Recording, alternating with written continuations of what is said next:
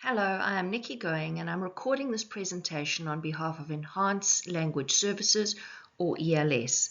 This presentation is on The Child Who Was Shot Dead by Soldiers in Nyanga by South African poet Ingrid Jonker. It is a protest poem set in apartheid South Africa, so well before 1994. It was in fact written in 1960 and it can also be considered to be a praise poem and an elegy. The Child Who Was Shot Dead by Soldiers in Nyanga is one of the 12 NSC poems in the matric literature curriculum. And although I have no way of knowing what poems will appear in the matric final examination, it's worth noting that every literature examination for the last 20 years has included at least 2 poems by African authors. I hope that you enjoy this presentation and that you find it useful. I'm going to give you background information on the poet. Please remember that you don't have to know any of this information, but it is very useful to understand a poet's context. It makes sense of the poem. Ingrid Jonker was born on a farm in the Northern Cape province in South Africa in 1933. She had a difficult childhood as her mother suffered from mental illness and was frequently booked into mental hospitals. Her parents had a troubled marriage and they later divorced. Her and her mother struggled financially after the divorce, which added to the trauma that she experienced as a little girl.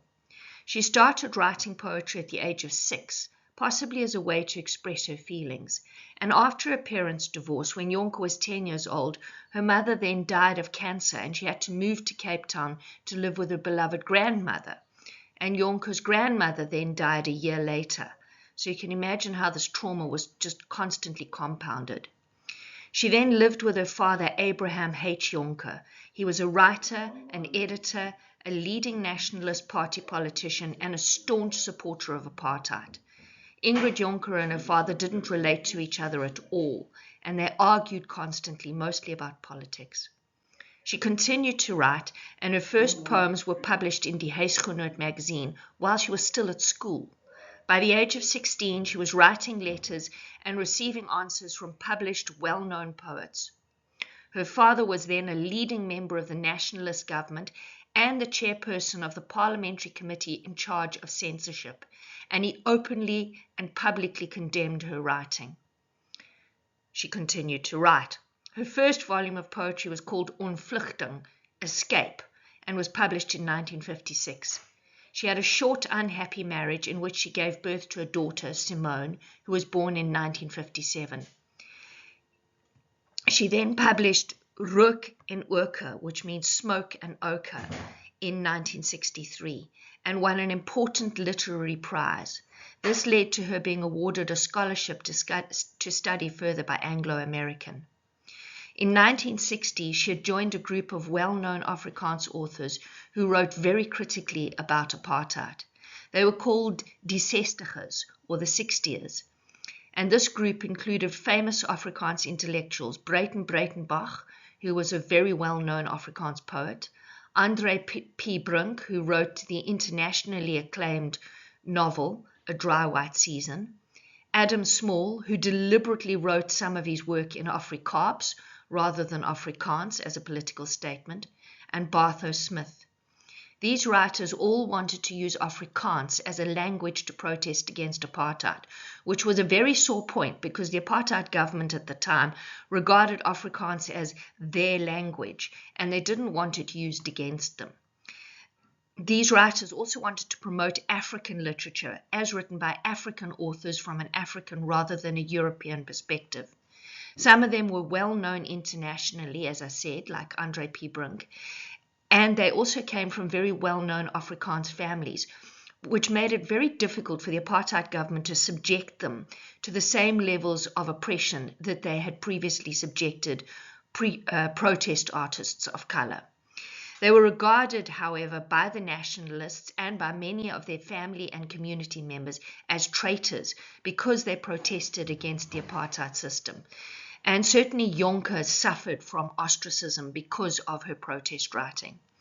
She had suffered from mental health issues as well for her whole life, and she eventually committed suicide by drowning herself on the 19th of July, 1965, in Three Anchor Bay in Cape Town. When her friends wanted to read her poetry and speak about her writing at her funeral, her father threatened them with legal action in order to silence them. Instead, the official funerals featured a Dutch Reformed minister who preached about Jonker's contribution as a housewife. Her poetry collection, Kantelson, which means tilting the sun, was published after her death. And her friends hosted a second non-official funeral after her official funeral where they read her poetry and her writing. And this was where they implemented the Ingrid Jonker Poetry Prize, which is still awarded today. She was later the subject of a documentary film called Ingrid Jonker, Her Lives and Times, which came out in 2002, and a dramatic film, Black Butterflies, which came out in 2011. So if you want to find out more about her life, you can go and find those films and watch them. And the Ingrid Jonker Prize, which was implemented at her non-official funeral, is still awarded annually to a South African poet and was established in honor of her memory.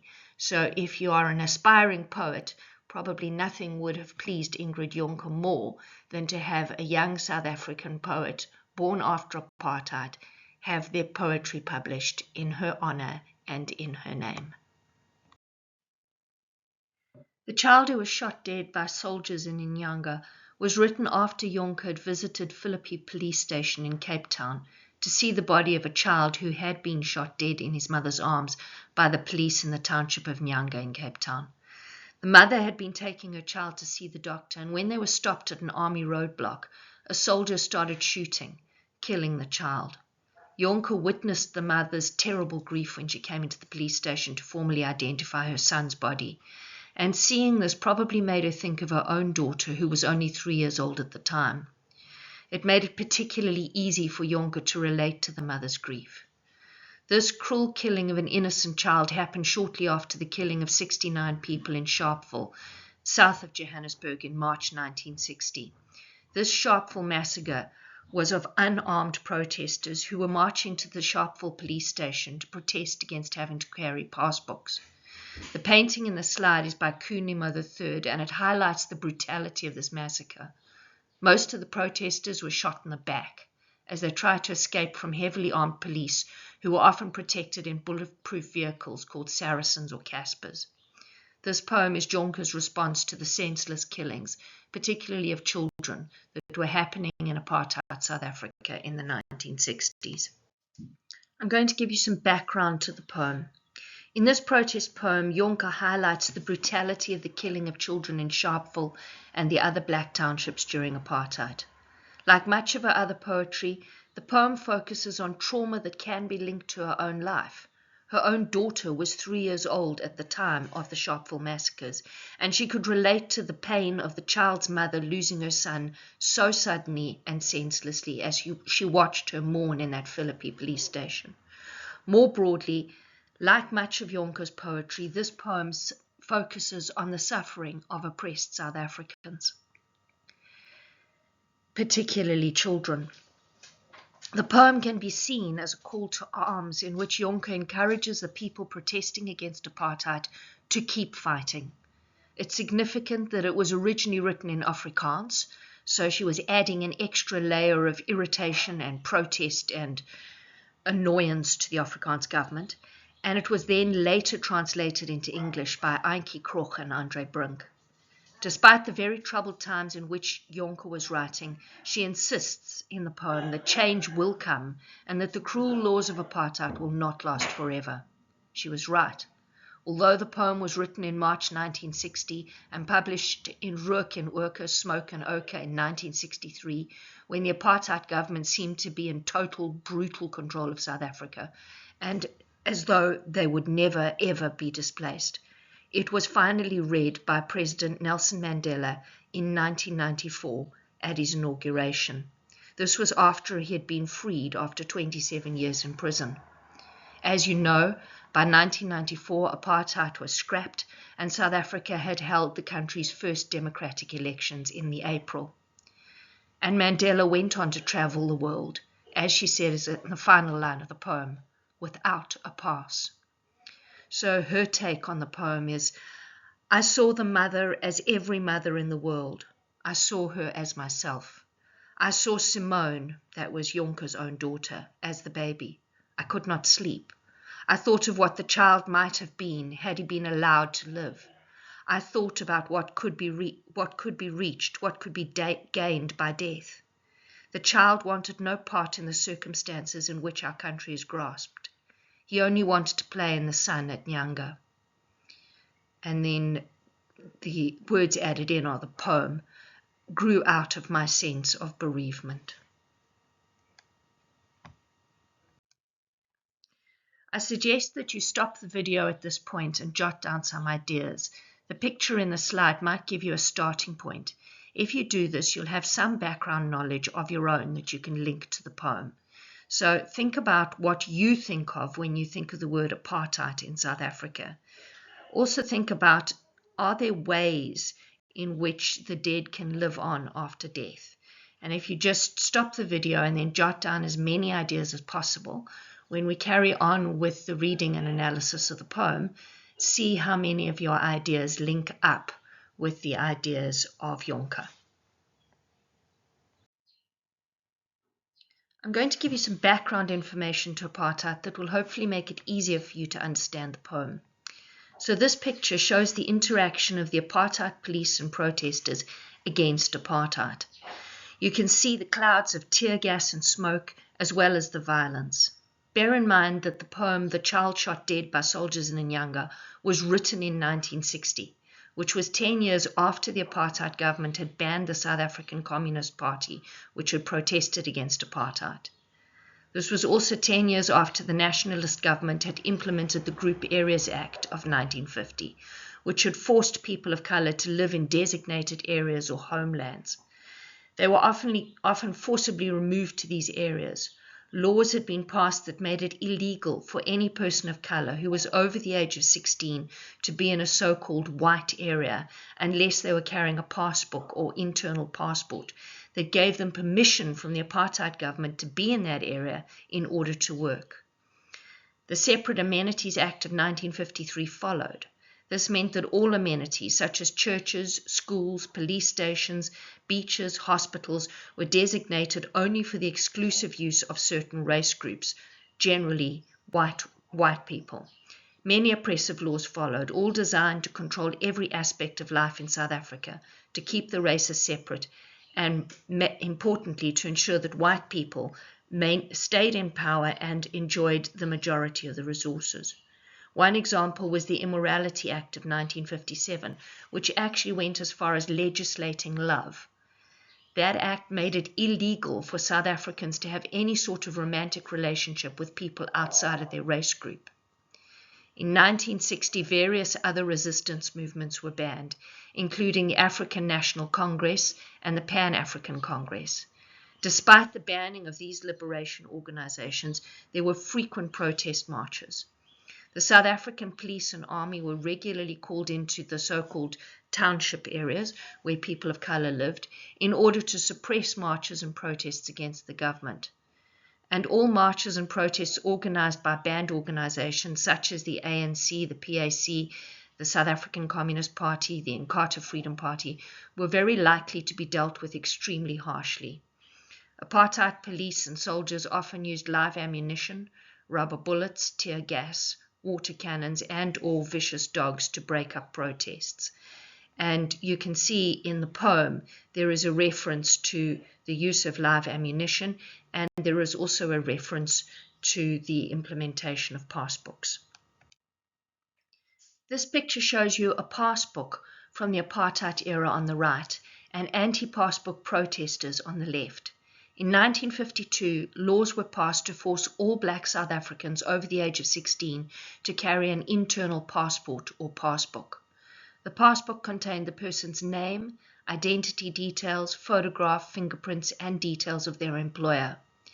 Any black person found in a so-called white area without a passbook could be arrested, evicted from an area, imprisoned, or deported to a designated homeland area, for example, the Transkei. And employers could also refuse to endorse their passbook, which would make them illegal in that area. Many people protested against this hated pass book, which they called the Dompas, meaning the stupid pass. You can see their feelings from the slogans on their placards. Women do not want passes. With passes we are slaves. We hail the free states of Africa. In December 1959, the President General of the ANC, Chief Albert Luthuli, announced that 1960 was going to be the year of the pass. The ANC planned to launch a series of nationwide protests against the pass books, and one of these protests in Sharpeville near Johannesburg resulted in the Sharpeville massacre. The above painting, Murder at Sharpeville, commemorates the victims of the massacre in March of 1960. 69 people killed because they were protesting against having to carry a passbook in order to move around the country of their birth. The massacre horrified the world because many of the people that were shot in the back as they were running away, and the dead included 8 women and 10 children. I'm now going to read the poem. Remember that poems are like music. They're written to be heard. As I read, listen out for the phonic or sound techniques and think about how the poet uses them to enhance her message. Remember that your phonic techniques include rhyme, rhythm, assonance, onomatopoeia, and alliteration. And that isn't an exhaustive list, there are others. The way that a poem sounds is also influenced by things like the pace, the speed at which it is read, and the use of enjambment, which you'll remember is when sentences run on over several lines, and this tends to slow the pace down and to create a much slower rhythm. So, if you can imagine that I am Ingrid Jonker, the child who was shot dead by soldiers in Nyanga. The child is not dead. The child raises his fists against his mother, who screams Africa, screams the smell of freedom and heather in the locations of the heart under siege. The child raises his fists against his father in the march of the generations, who scream Africa, scream the smell of justice and blood in the streets of his armed pride. The child is not dead. Neither at Langa, nor at Nyanga, nor at Orlando, nor at Sharpeville, nor at the police station in Philippi, where he lies with a bullet in his head. The child is the shadow of the soldiers, on guard with guns, saracens, and batons. The child is present at all meetings and legislations. The child peeps through the windows of houses and into the hearts of mothers. The child who just wanted to play in the sun at Nyanga is everywhere.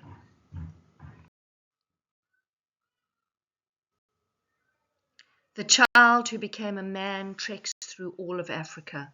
The child who became a giant travels through the whole world without a pass. I'm now going to analyze the poem.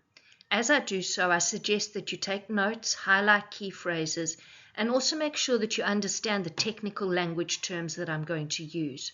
I will remind you what the terms mean when I use them, and I suggest that you write down any definitions of words that you didn't already know.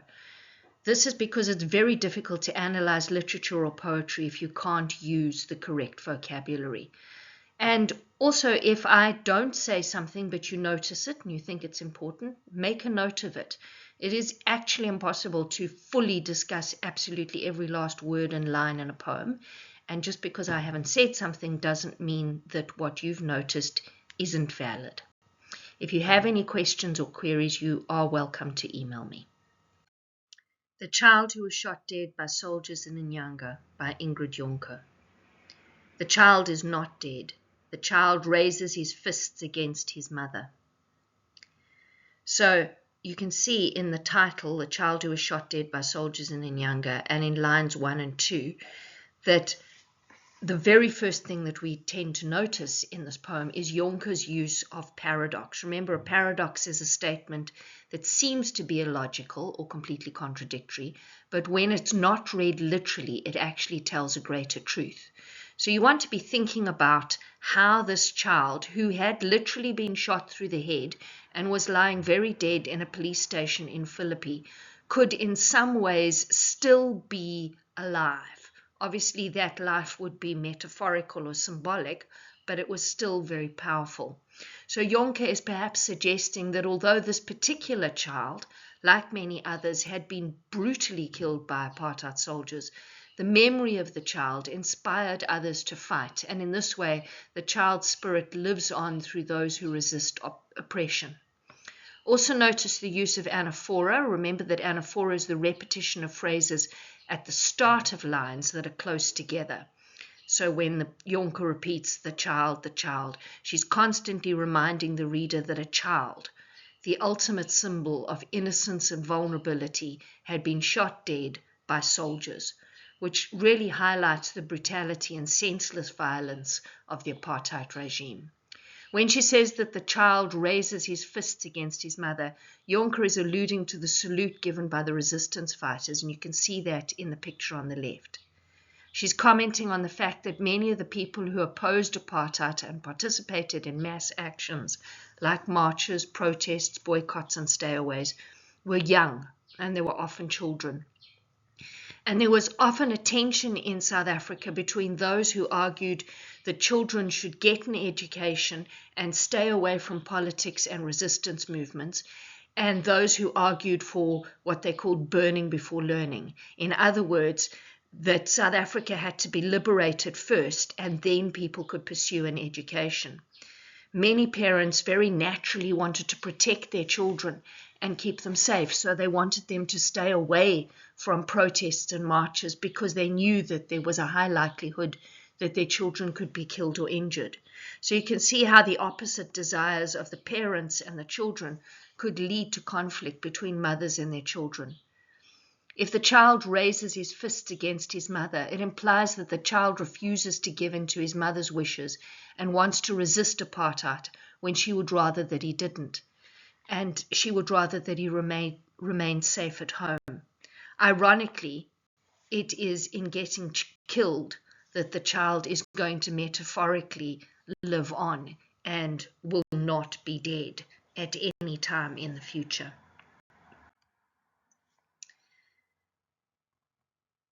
The next lines are, who screams Africa, screams the smell of freedom and heather in the locations of the heart under siege. And obviously those lines continue the thought of the child is not dead. The child raises his fists against his mother, who screams Africa, screams the smell of freedom and heather in the location of the heart under siege. So lines 3 to 5, which are in black, in these lines, you can see how the use of enjambment, remember that's the run-on lines that continue over a number, when a sentence continues over a number of lines. The use of enjambment makes the reader wonder who it is that screams Africa and screams the smell of freedom and heather. So you can read these lines as the child screaming, which fits in with the idea of the child raising his fists against his mother, because the child wants to join the protests against apartheid, and understandably his mother wanted to protect him by stopping him from joining. Alternatively, it can be read that the mother is screaming the smell of freedom and heather in her heart. So she can't scream out loud, which ties in with the idea of the locations of the heart under siege, because as badly as she wants freedom, she's conflicted. She also wants her son to be safe, and she can't have both. The words, the smell of freedom and heather, are an example of very powerful sensory imagery, where Jonker is associating the smell of freedom with the smell of heather, although I think it's more likely to be the smell of fynbos, because translated from Afrikaans, the closest word to fynbos is heather, and heather looks a lot similar to fynbos, but heather is not a plant that is found in South Africa, whereas fynbos is completely unique to South Africa and it has a very distinctive smell. So I think fynbos is probably a better word. And this use of sensory imagery, so imagery that describes what a person sees, hears, smells, tastes, or touches, is sensory imagery, is unusual. And I hope you can see why it's unusual. I hope you're asking yourself, how can a person scream a smell when screaming produces a sound and doesn't have anything to do with smells? And the technical name for mixing this kind of sensory imagery is synesthesia, and it's actually a psychological and medical condition. And here it shows how overwhelming the emotions of the mother and child are. And the synesthesia also shows how freedom is completely linked with Africa and the land. So Africa and the land are symbolized by heather or fynbos and the smell of the fynbos. And of course, land is what colonialists, conquerors, the apartheid government, people in Africa have been fighting about for hundreds of years. And I think that that ambiguity of who is doing the screaming is deliberate, because it allows the poet to suggest that either or both the mother and her son are screaming for freedom. So remember ambiguity when there are two possible meanings. And note the big space on the page between Africa and screams in line 3. This is how the poem is meant to be written. It's exactly the way that Jonker typed the poem out. So on one level, that space encourages a long pause between the word Africa and screams, and it makes the rhythm of line 3 very uneven, and it increases the tension. In the locations of the heart under siege is also a play on words, because locations is a word that typically was used in apartheid to refer to the areas where people of color lived. So people used the words locations and township more or less interchangeably. But locations also just means places. So to be under siege means that you're surrounded by enemy forces, usually an army, that's hoping to starve you into submission and surrender. So by using the word siege here, Jonker is highlighting the violence with which people who protested against apartheid were treated.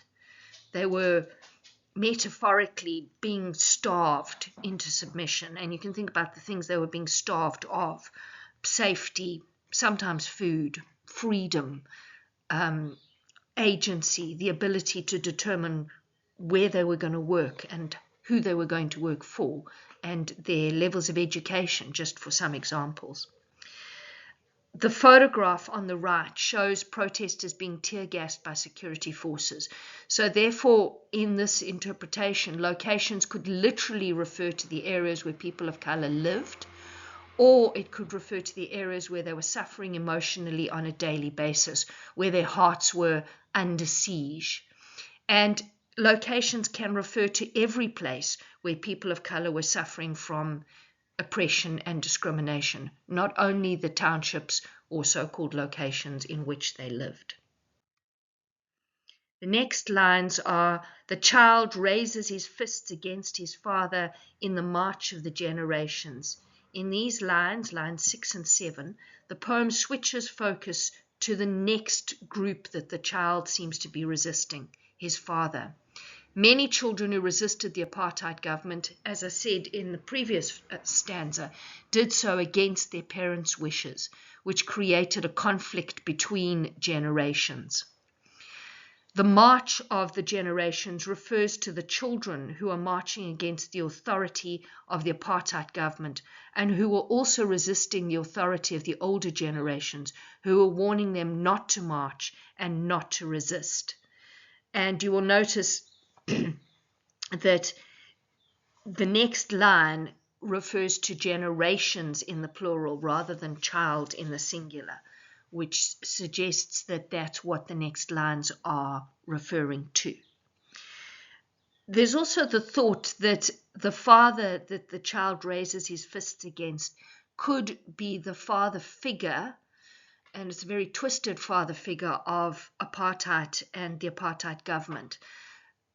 I'm not saying that the apartheid government was a father in any positive sense of the word, but I am alluding to the fact, or hinting at the fact, that the apartheid government behaved in what is known as a very paternalistic fashion.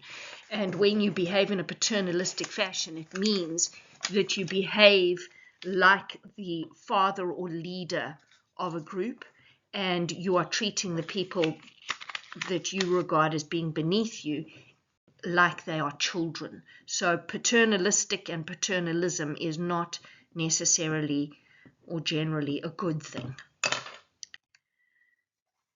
Right, the next lines, the child raises his fist against his father in the march of the generations, and then the following lines, 8 to 10, continue with, who scream Africa, scream the smell of justice and blood in the streets of his armed pride. So there, because scream is scream, not screams, it suggests that the people doing the screaming are the generations. But I think you can also apply that scream of outrage and pain to the father and to the child. So you'll notice that these lines 8 to 10 have a very similar structure to those that spoke of the child's mother, lines 3 to 5.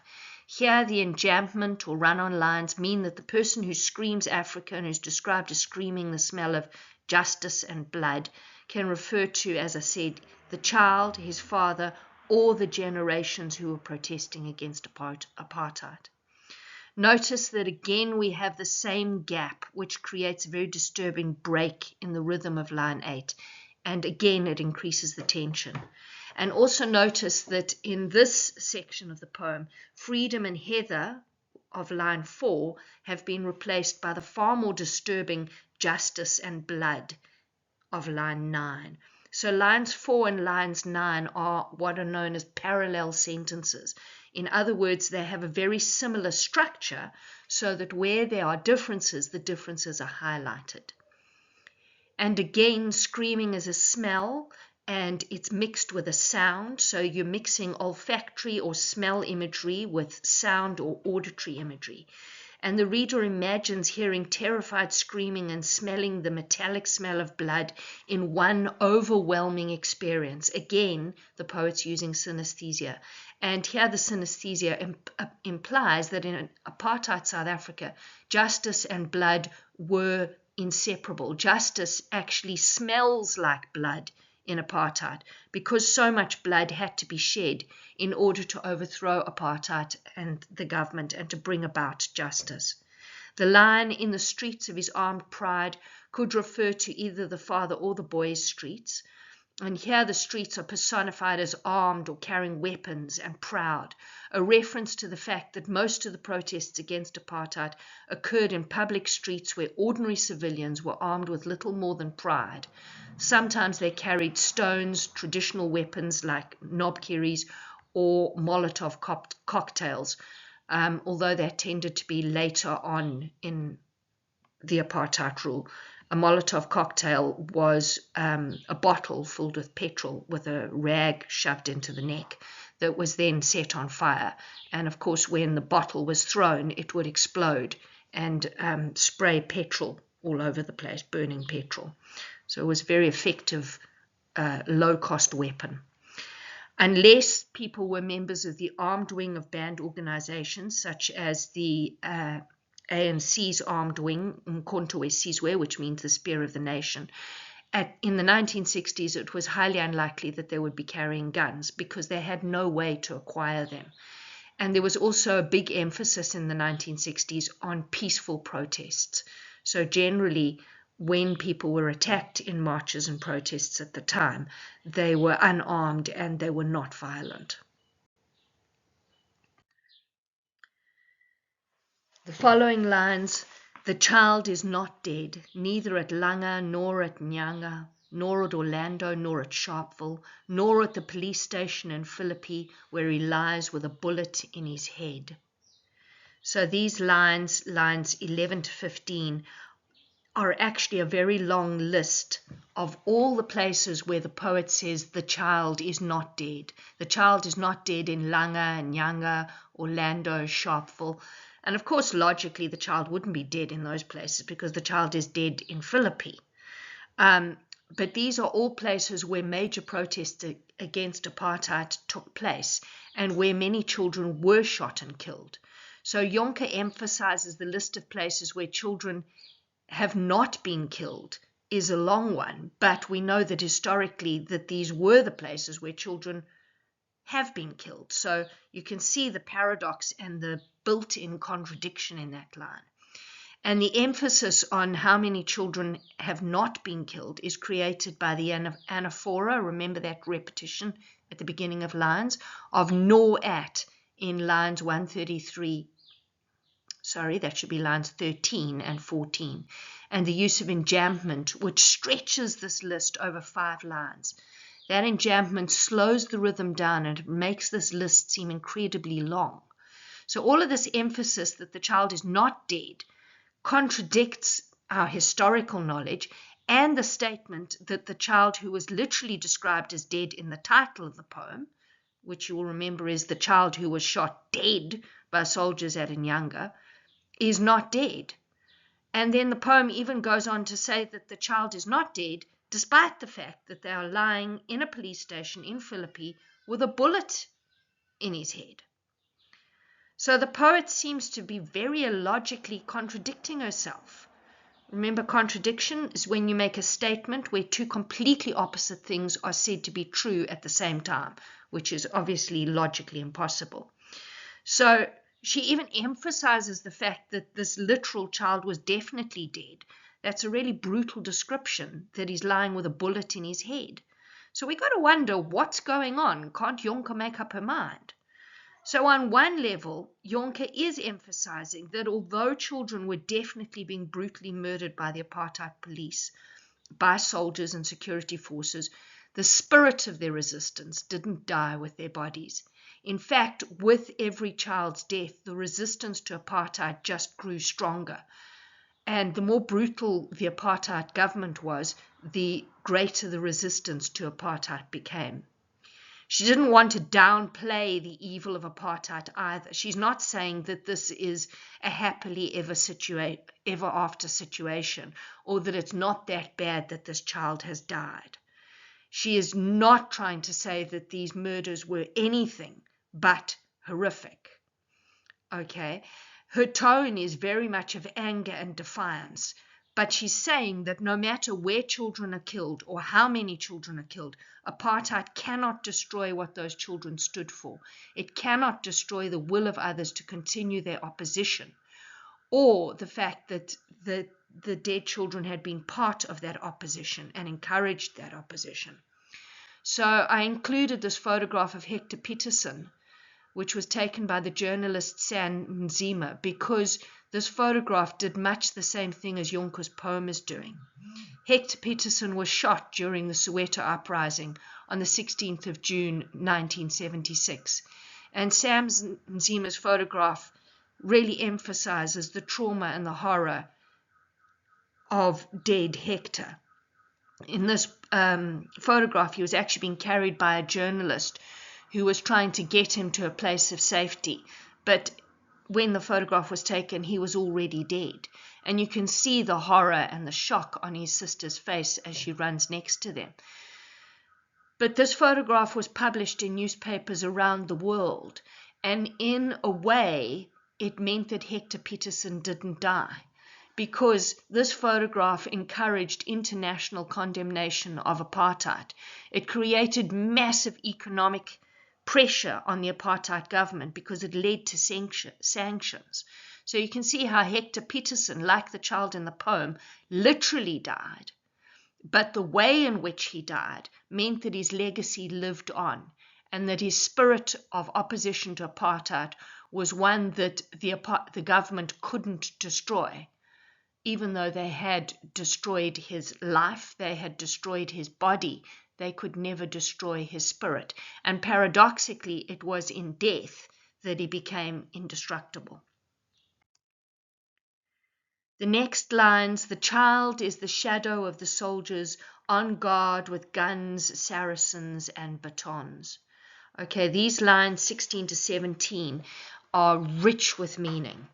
Firstly, the word shadow has several connotations. Remember, connotations are the meanings that go beyond dictionary definitions.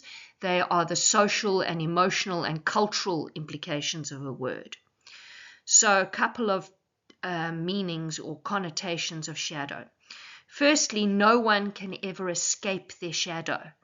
This implies that the soldiers who have killed children have the shadows of the children. They can never ever escape from their victims. The children will shadow, in idiomatic English, that means to follow closely, the soldiers wherever they go.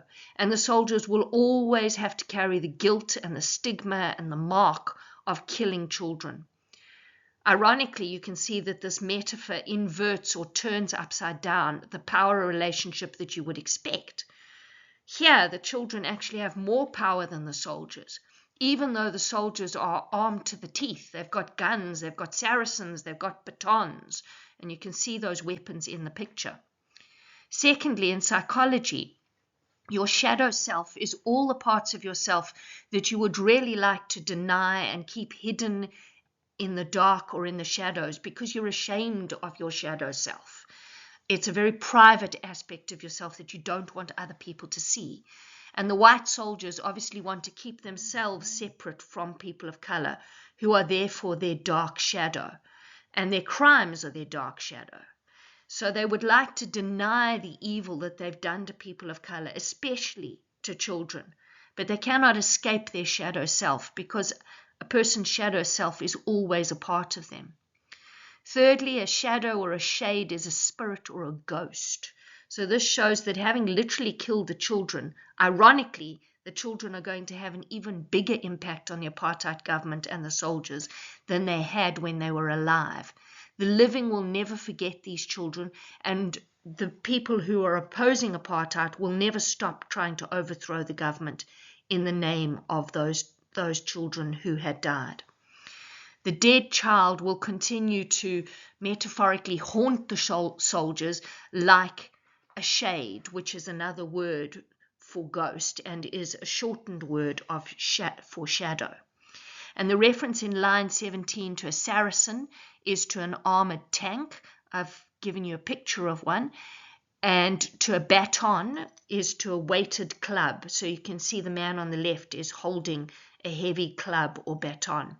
So the fact that the soldiers are so heavily armed against a child that is as insubstantial and supposedly weak as a shadow highlights the huge and very unexpected power of these dead children, and how their power was completely beyond the soldiers or the apartheid government's control. The next lines are: the child is present at all meetings and legislations. The child peeps through the windows of houses and into the hearts of mothers. The child who just wanted to play in the sun at Nyanga is everywhere. So these lines 18 to 20 continue with the extended metaphor of a dead child who paradoxically will not die. These lines imply that the spirit of the child is going to be present at all discussions about the future of South Africa. Remember that the word legislations refers to the drawing up of laws.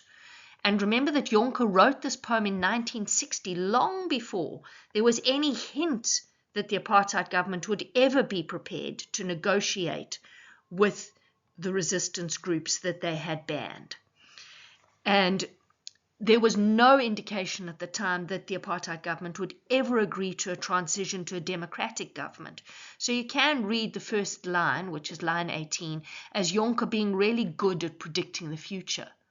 You can also read it as implying that everyone, including members of the apartheid government and the banned organizations, will at some point have to take the children and their deaths into account when they meet to discuss laws that are going to govern society in the future. The dead child is obviously not literally looking through windows, but it implies that the child watches over everything that the elders do. Remember that a window has the connotation of being a way to look from one environment or world into another. So there's this idea that the child is also in the afterlife, looking down at people as they negotiate the future.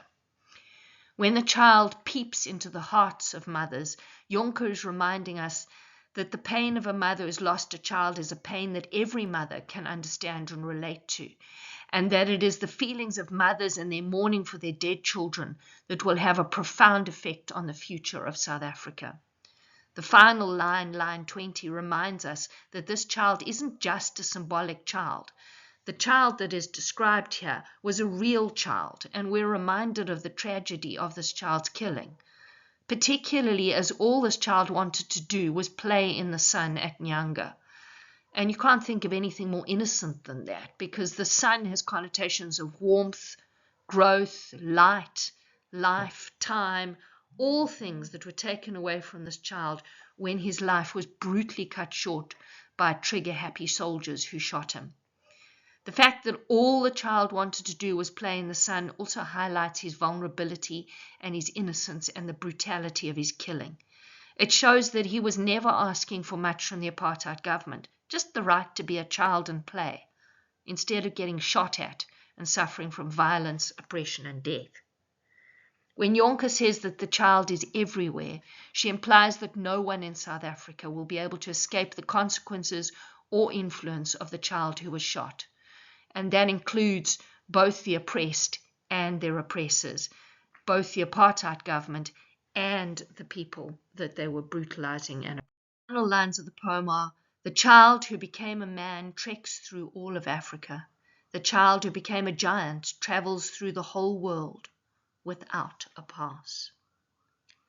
In these lines, 21 to 23, we can also see what looks like a contradiction to the title. Obviously, if the child is literally dead, he could never grow up to become a man. But here Jonker implies that the apartheid government wouldn't be able to kill all of the children who were resisting them. There would be some who would grow up to be free.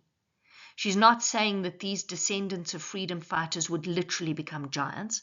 She's alluding to the connotations of the word giant. And remember, a giant is a being so mighty that it's impossible to ignore it. And she's perhaps also thinking about the connotations of a moral giant, someone who is going to set moral standards for the rest of the world. Remember that to allude means to refer to an outside text. Giants are figures that come from fairy tales. And by using the word giant, it also highlights how impressive this child's achievement is, given the oppressive power of the apartheid government at the time. Of course, it's appropriate to use the language of fairy tales when you're talking about a child, because that is the language of childhood. And although this child was killed in childhood, symbolically, the child's death grows up in the consciousness of the people that survived. So that child remains a child in their mind as they become grown men and women. In line 21, Jonker predicts that the child will travel through the whole world without a pass. Here she's implying that South Africa's children will one day not only be able to travel freely throughout South Africa, but they will be able to travel throughout the world with no restrictions being placed upon them. She's predicting the end of racism. She's predicting that one day all South Africans, regardless of their skin color, will be welcomed into the international community. And of course, what makes that verse really impressive is that Jonker wrote it in the 1960s, when all of the things she was writing about were highly unlikely to actually ever come true, and where she was writing against the background of a literally dead child killed by soldiers.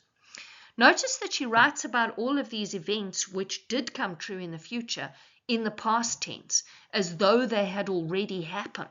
You've got to wonder what's going on with that.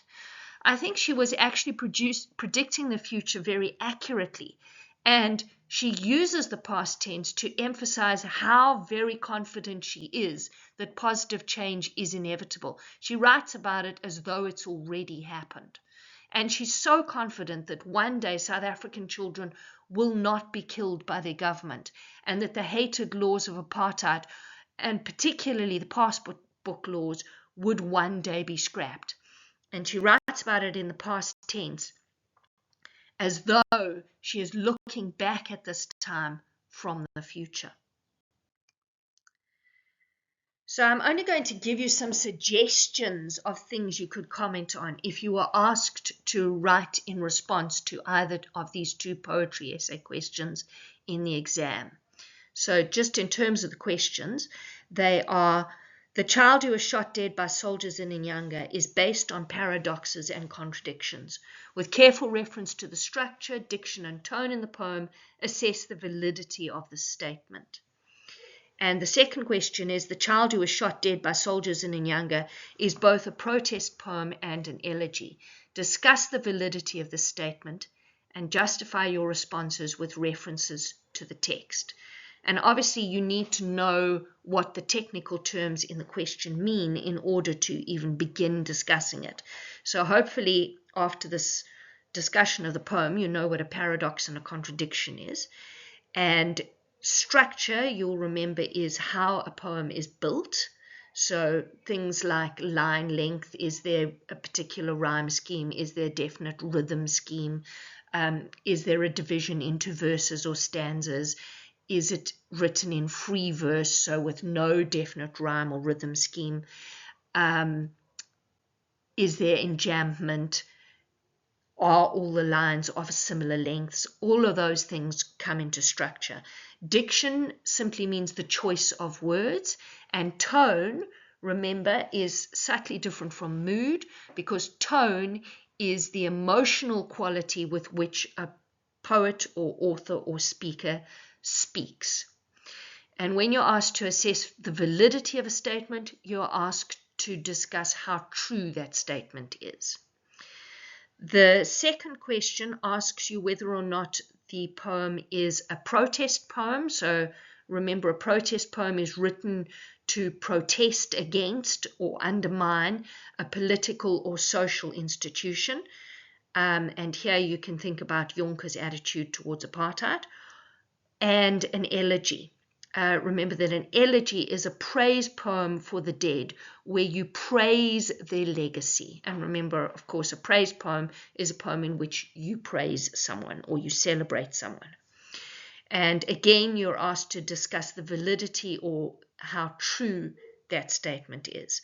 When it says justify your response, that means give evidence to prove that what you are saying is true. So here you would quote from the poem or paraphrase, so give little sections of the poem in your own words to prove your point.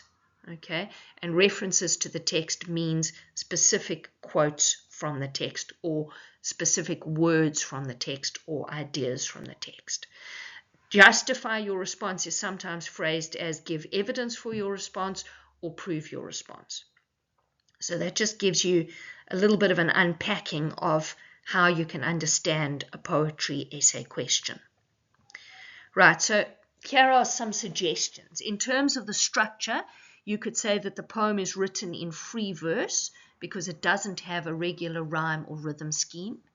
And important to say what the effect of that is. So you can then say this increases the sense of uncertainty and unpredictability, and it also reinforces the paradoxical nature of the poem, because from one moment to the next we don't know whether or not this child is alive or is not alive. So the poet keeps shifting between references to the literally dead individual child who was in a police station in Philippi, and you could quote there where he lies with a bullet in his head, and the spirit of resistance that the child had that lives on in the people who persisted in resisting apartheid, despite the fact that that child was dead. So, for example, you could quote there, the child is not dead, or the child is everywhere. And in this way, you can explain how the child becomes a symbol or a metaphor for resistance. And of course, this creates a paradox where there is a contrast between the literal and the symbolic child. And that contrast or paradox runs throughout the poem. The diction also creates paradoxes and sometimes even seems to be contradictory. For example, the child is the shadow of the soldiers, which implies that the soldiers, although heavily armed with guns, saracens, and batons, are actually afraid of the child. They can never escape from the child, and the child is pursuing them rather than the other way around, even though that child is also described as an insubstantial and therefore presumably harmless shadow. The tone of the poem alternates between being angry at the soldier's brutality, For example, you can quote the blunt description of the child lying with a bullet in his head and comment on how shocking that is, and celebrating the contribution that the child has made to freedom and the power of the child's legacy of sacrifice. For example, you could quote, "The child who became a giant travels through the whole world without a pass." And you can comment on how tone is this very emotional quality where the author is using emotive language. Remember, emotive language, language that provokes strong emotions. And when the poet's tone is angry, it is typical of a protest poem. And when the poet's tone is admiring and celebratory, the poem actually reads more like an elegy or a praise poem for a dead person and their legacy. Therefore, the tone itself is paradoxical because it switches regularly between opposites of angry mourning and anticipation and celebration. Give you some useful vocabulary. Please note that the vocabulary is generally listed in the order in which it is used. Check that you understand each word and make sure that you're able to spell it correctly. And then you can enjoy using this vocabulary when you're talking about this poem, but also about your other poems and literature in general. I'm going to read the words for you so that you know how they should be pronounced. And the definitions of the words were given within the discussion and the analysis of the poem. So if you don't know what a word means, you can go back in the video and listen out for the definition, or you can look it up. But I would advise you to know these words because they're very useful in the context of this poem and all of your literature. So some general vocabulary that's useful: apartheid, oppression, paternalistic or paternalism, and legacy. And of course, legacy is also a word that you can use when you are writing your transactional writing if you get to write an obituary. Vocabulary about structure that is useful is protest poem, praise poem, free verse, elegy, enjambment, parallel sentences, anaphora and repetition, and diction. Again, with this vocabulary, make sure that you know what these terms mean. They could be used when you are asked questions about any of your literature, and they could also come up in your language exam. Of course, it would be good if you try to use these techniques in your own writing to make your writing more interesting and to improve clarity. Also remember that figures of speech and parts of speech are two different things. Don't ever mix them up. Parts of speech are things like nouns, verbs, and adjectives, and they generally won't be asked on in a literature exam.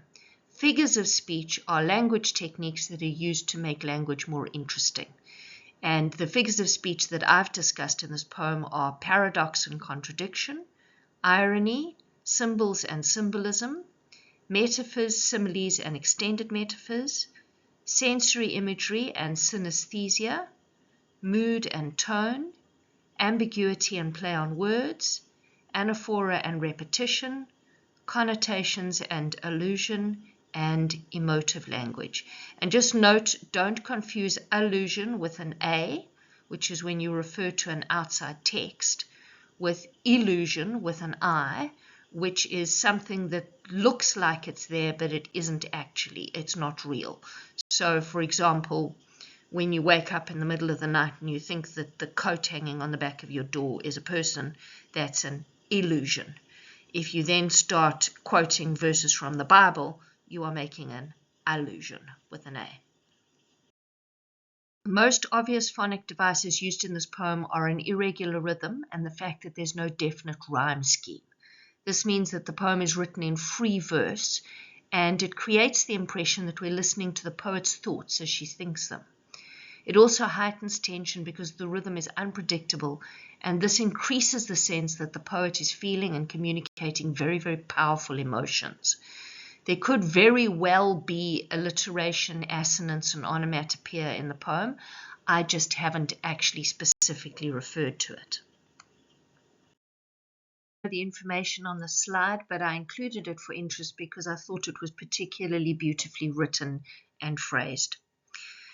Former President Nelson Mandela, when he commented on Jonker's poem, Die Kind, or The Child, which he read out in full in his inaugural State of the Nation address to Parliament in May 1994, said, "The time will come when our nation will honor the memory of all the sons, the daughters, the mothers, the fathers, the youth and the children, who, by their thoughts and deeds, gave us the right to assert with pride that we are South Africans, that we are Africans, and that we are citizens of the world." When Mandela spoke about Jonker, he said of this poem, "In this glorious vision, she instructs that our endeavors must be about the liberation of the woman, the emancipation of the man, and the liberty of the child." And he described Jonker herself as, "She was both a poet and a South African. She was both an Afrikaner and an African. She was both an artist and a human being. In the midst of despair, she celebrated hope. Confronted by death, she asserted the beauty of life," which I think is a beautiful tribute to both Jonker and this poem. Been included for interest. It's a photograph of a wall in the Netherlands. A verse from Jonker's poem is written on this wall, which is in the city of Leiden, and this shows you what a huge influence Jonker has had internationally and in South Africa. Thank you. I hope that you enjoyed this presentation and found it useful. I've created this channel so that any learner or teacher who's working with the South African NSC curriculum can have access to teaching and detailed learning materials. If you'd like to support me in producing these videos, please like and subscribe, and pass the link on to any of your friends who would find this useful. Please share the love. You're also welcome to make a small donation to support this work. To do so, please use the PayFast link in the channel description.